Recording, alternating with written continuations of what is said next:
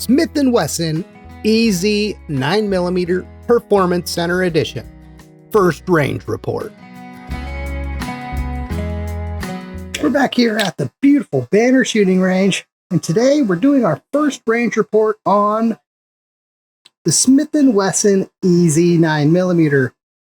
The crew and I actually got together to do a first range report review in comparison against the EZ 380 about a month ago, but it turns out this firearm had some problems, so Smith & Wesson had to fix it for us. It's back from Smith & Wesson. Let's see how the firearm performs today. Hopefully well enough so that way in the next week or so I can get together with the crew and we can do that proper comparison against the EZ 380. This is the Performance Center edition of the EZ 9mm, so it has a ported barrel to try to help reduce muzzle flip. It has the slide lightening cuts to help reduce weight, making it, I want to say, 0.6 of an ounce lighter compared to the normal edition of the firearm. The barrel is also slightly longer. It has a black anodized aluminum flat face trigger, an aluminum grip safety, and supposedly an action job done by the Performance Center to make, I believe, the trigger slightly smoother and maybe slightly lighter compared to the stock one. Let's see if it actually functions reliably today, which is what our big question is going to be with this firearm. Here we go. I will shoot center mass at our left-hand target.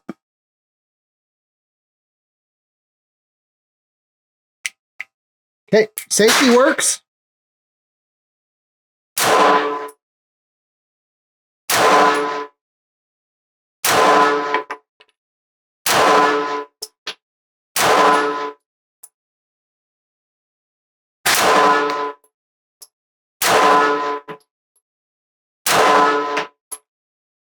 Okay, one of the bullet points on Smith & Wesson's website is auditory and tactile reset on the trigger. And I would say so far, I don't feel either the break point or the reset point for this trigger. Okay, slide release works. It looks like maybe 7 of 8 are center mass on our target. One of them just outside the 7 ring by the shoulder.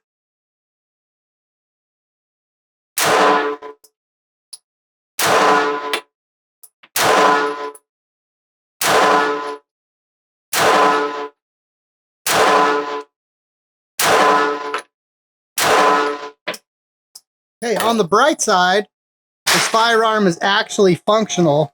When we first tried to review this firearm, we looked at it in the store, trigger seemed to work. We fired our first round through the firearm and then the trigger didn't work. And we could only get it to work by pushing like very hard to the left or pulling to the right. Basically on a not straight trigger pull, you could sometimes get the trigger to drop the hammer, but even that was very iffy. And it was one of those deals where you're like, you should be able to function normally with a straight trigger pull. So I got in touch with Smith & Wesson. They said, send it in. They quoted me 6 to 8 weeks turnaround, and turns out they had it done in 8 days, which was pretty good. So back in action. I would say so far, if the ported barrel is doing anything, because I don't have a frame of reference, it's hard to say what, if any, effect that is. We have a camera rolling up here that you would have seen by now. So we'll see if maybe we can see some flames shooting out that port or something to indicate it's maybe doing something. Let me reload this magazines again. This is going to be Blazer 115 grain brass ammunition. So I'll reload our mags and then we'll do some shots transitioning to our left-handed two-handed grip at our right-hand target. The Smith & Wesson EZ 9mm is a internal hammer-fired single-stack magazine-fed pistol chambered in 9mm Luger. It is 7 inches long, 5.05 inches high, 1.04 inches wide, and weighs in at 23 ounces unloaded. This pistol has a 3.83-inch stainless steel barrel. It has a grip safety, and there are thumb safety models available, like we're shooting here today. The EZ 9mm has a stainless steel slide and barrel. Both have Smith & Wesson's Armor Night finish. It has a polymer grip frame. The Performance Center edition that we're shooting today has an aluminum grip safety and trigger. It has the Performance Center flat face trigger along with a Performance Center action, which I believe might mean a smoother, lighter trigger pull compared to the stock version. The Performance Center version has a ported 3.83-inch barrel, which is slightly longer than the original barrel. It has slide lightning cuts to reduce weight, so it's about 0.6 of an ounce lighter compared to the stock EZ 9mm. The magazine release is reversible. One other notable difference between the EZ 9mm and the Performance Center edition is the Performance Center edition has updated sights, which are the high-vis Lightwave H3 tritium light pipe sights. Speaking of sights, here is a picture of the updated sights on the Performance Center edition of the EZ 9mm. The Performance Center trigger on the EZ 9mm is an anodized aluminum flat face trigger. Off my gauge, it comes in at around 3 pounds, 9 ounces. Field stripping the EZ 9mm is easy. It requires no tools and no trigger pull. With the firearm empty and unloaded, lock the slide back, rotate the takedown lever down. You can then push the slide and barrel off the frame and for easy cleaning and maintenance. One of the safety features built into the EZ platform is the loaded chamber indicator. When a round is in the chamber, this little lever will pop up as you can see here, giving you a visual and tactile loaded chamber indicator. Though as always, even though that safety feature exists, you shouldn't rely on it with absolute trust, and you should always treat your firearm as it's loaded, even when it's not. The more what we'll call primary safety features of the firearm, the main one being the grip safety that is on the EZ platform. We also happen to have the thumb safety model, which has an ambidextrous thumb safety, where up on the safety is safe on, down, safety off. Safety features can be nice to have, though again, you shouldn't have absolute blind trust in them. Even when your firearm is not loaded, you should always treat it as if it were loaded. Moving back to the Performance Center features, the Performance Center edition of the firearm has slide lightning cuts to help reduce weight. I feel like they're more cosmetic than actually weight reducing. They only reduce the weight by 6 to 7/10 of an ounce, which really isn't much in a firearm this size. The Performance Center edition also has a ported barrel. The barrel is slightly longer at 3.83 inches. The port is supposedly to help reduce muzzle flip, though I would say our jury is still out on that front. The EZ models use single stack, easy to load magazines. In the case of the 9mm edition of the firearm, you have an 8-round single stack magazine, giving you a capacity of 8+1. I am going to shoot our third magazine today using my left-handed two-handed grip, this time at our right-handed target center mass. Now this firearm does have an ambidextrous thumb safety, which is nice. You can also reverse the magazine release, which I'm not going to do because mostly I shoot right-handed. So here we go. Center mass on our right-hand target. Let's see if we can put any hits on there.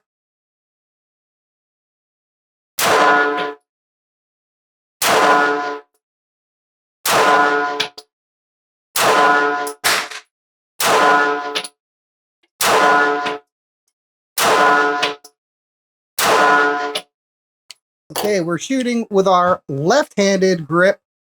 A few inches to the right. All of our hits looks like are in the 8 and 7 ring, which too little trigger finger. Okay. Let's do 8 more. And what I will do is I will do 2 sets of double taps with the right hand, transition to our left-handed two-handed grip, and 2 more sets of double taps. So here we go.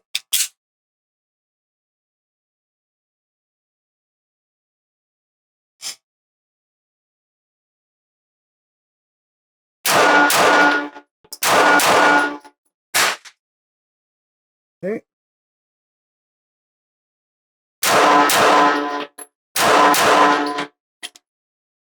Okay, double taps are possible. I definitely felt more, we'll say, balanced with my right hand versus my left hand. My right hand hits might have all been in the 9 ring or better, which we're shooting at. I believe those are quarter-size silhouettes. We got like a spider trying to land on my head here.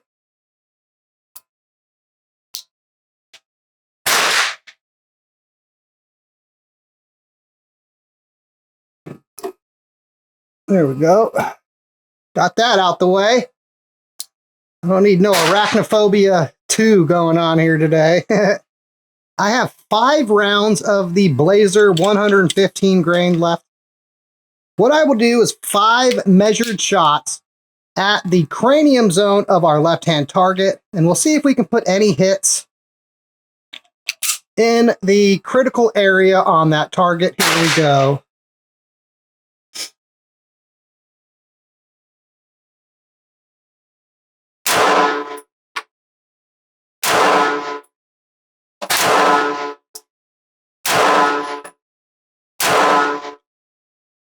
Okay. It looks like that we have at least 3 on the border of the critical zone, 1 at the right ear. We could have 4 at the bottom edge of that center, we'll say vitals area on the critical zone.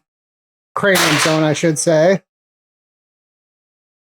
We're going to take another brief break from the range, this time for a public service announcement. When trying to look up what all went into the Performance Center Action upgrade, I ran into some websites that were doing some, we'll say, trickery. They used this Cloudflare verify you're a human pop-up, which you run into sometimes for websites that are worried about spider bots stealing their data, shall we say. Though in this case, these were actually nefarious, aimed at stealing your data or worse.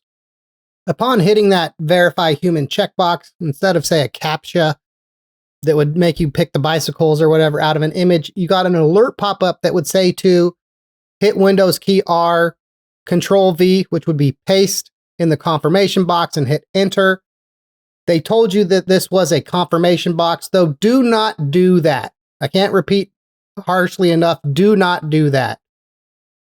Windows key R opens up the Windows Run box, shall we say, that lets you do shortcuts and all sorts of different easy actions or command line actions if you know the command. It is not a confirmation box to verify you're a human. Again, it's not a confirmation box. What these sites were trying to do is have you run a command that would bypass security on your system and install malware on your computer. Do not do that. Anytime a website pops up and says, do Windows key R, paste, and blindly hit enter, do not do it. They're trying to do something bad. Steal your data at best, install malware, viruses, who knows what else. It's going to be a bad day. Don't do it. Okay, public service announcement out of the way. Let's get back to a happier topic and head back to the range. To finish out the day, we're going to shoot finish off a couple boxes of defensive ammo. The first magazine I'm going to shoot, the first 3 shots will be Sierra Outdoor Master. The next 5 will be Winchester Silvertip. I will do these at the cranium zone of our right-hand target. I will then reload with 8 rounds of Hornady XTP at our little 1.5-inch challenge target out there. Let's see how we can do here.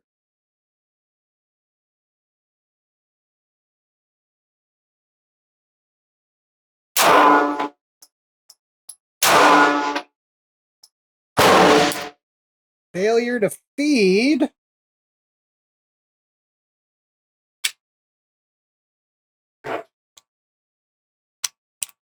That bullet kind of nosed down on me. Okay, here we go.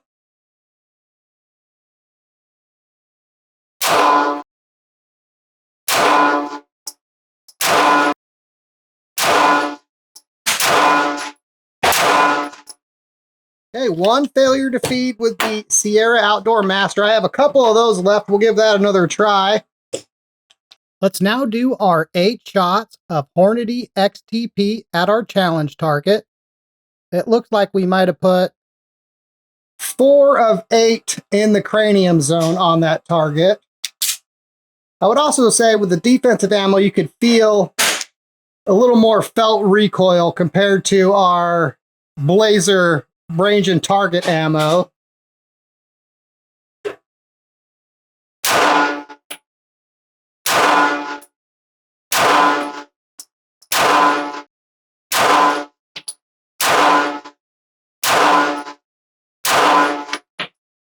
Okay, Hornady XTP functions just fine.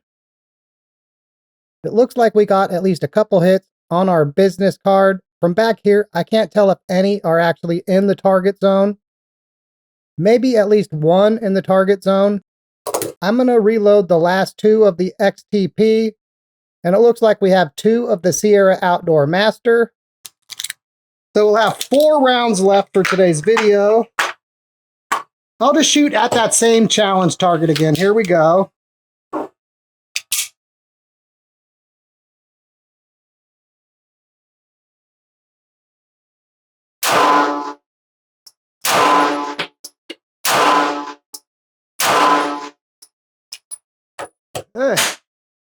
We might have put another one at about maybe 11 o'clock on the target.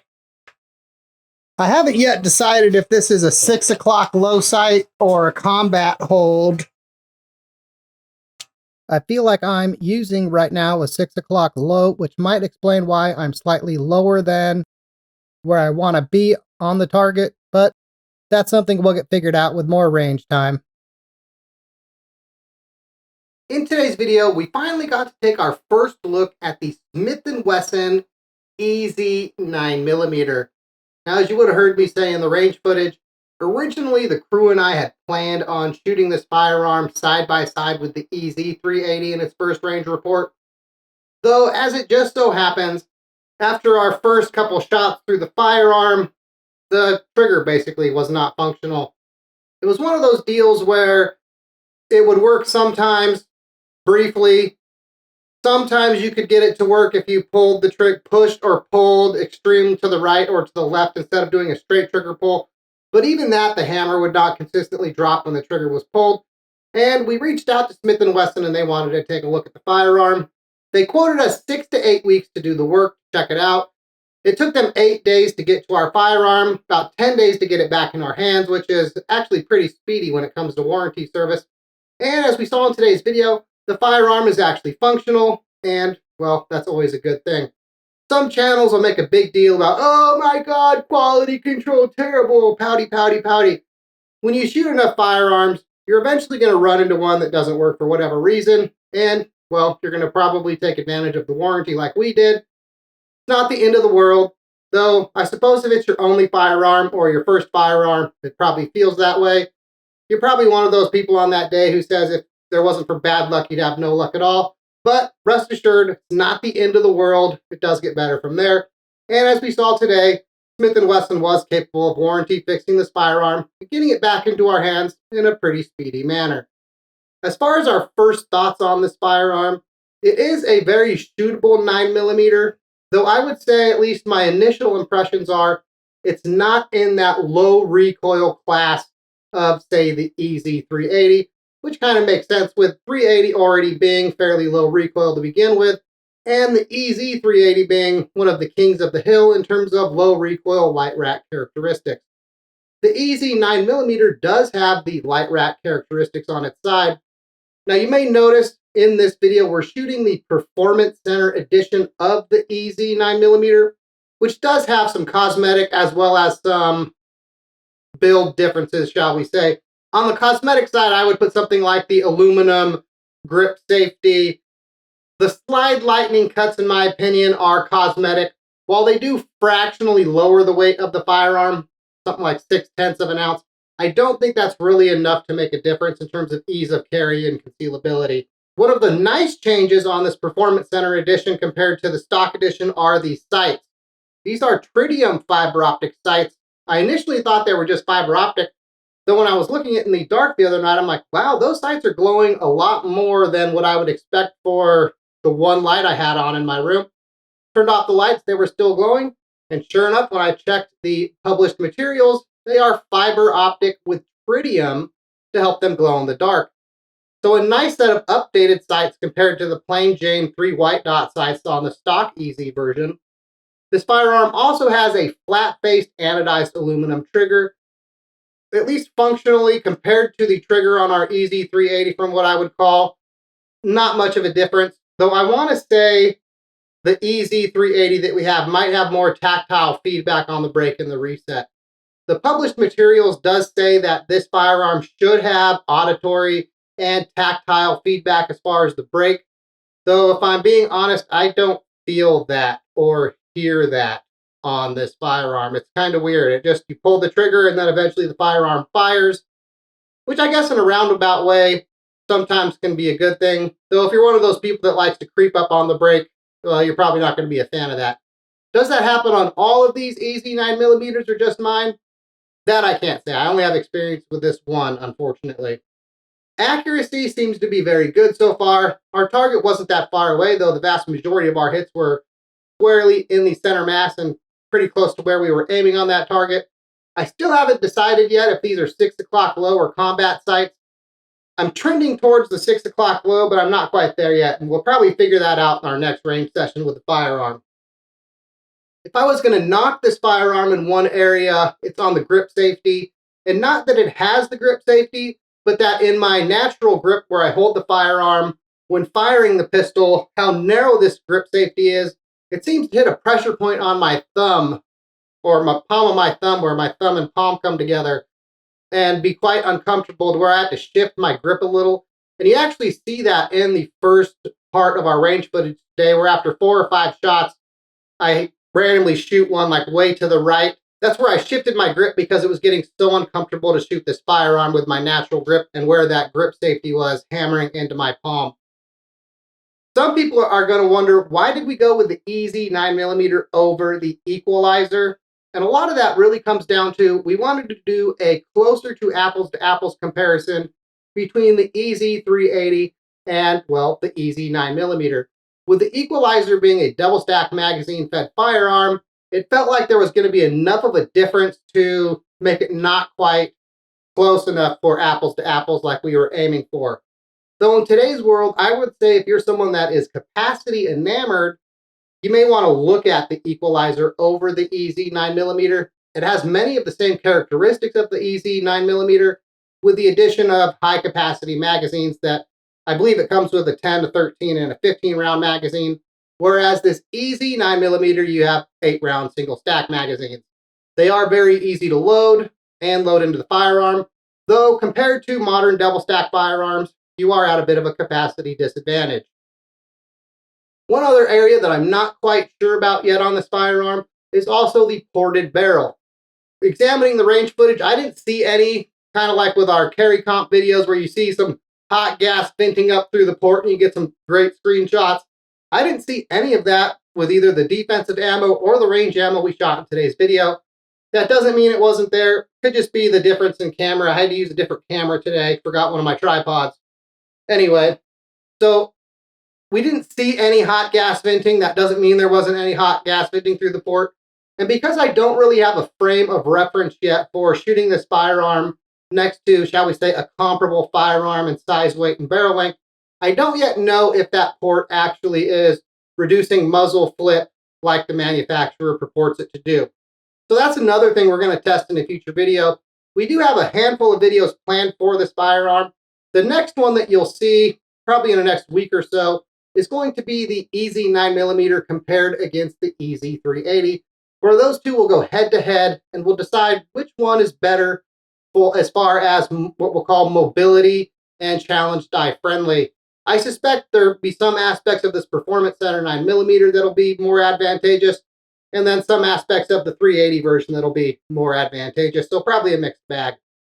We're also going to compare velocity out of this firearm compared to a firearm with a non-ported barrel in that 3.8-inch range, and see if that ported barrel is causing us to lose any velocity to a significant amount or not. After shooting the Bodyguard 2 carry comp versus the Bodyguard 2, my gut says probably not, but hey, we'll put it to the test and we'll find out for sure.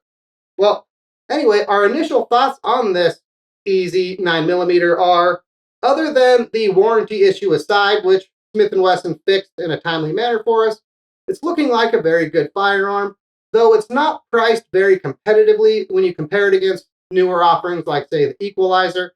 I want to say they're priced in the same price point or within a couple dollars, to where unless you need single stack magazines for some reason, like maybe you just can't load double stack magazines, they're too rigorous, there's probably not really advantages to going with the easy 9mm over the Equalizer these days. So if you have any reasons that we haven't mentioned or thought of, throw them in the comments and help us out on that front. Well, anyway, that seems like the perfect spot to end today's video. If you enjoyed today's presentation, like the video, share it with your friends and family. Those things are free, and they really help the channel greatly. If you'd like to help us make more of these videos in the future, look into becoming a member. Fred and I really appreciate you getting this far. Thanks for watching, and as always, have a nice night.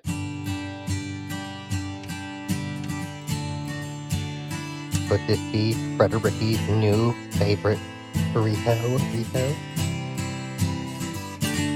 What you got there, Fred?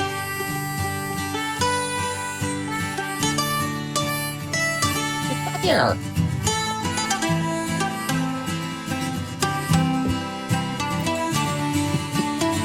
Fred, the people can't see you. You're going too crazy.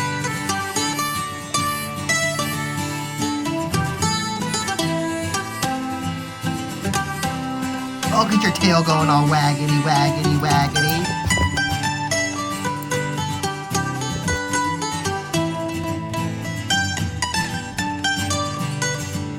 You like those smart bones, huh, Fred? Yeah, I thought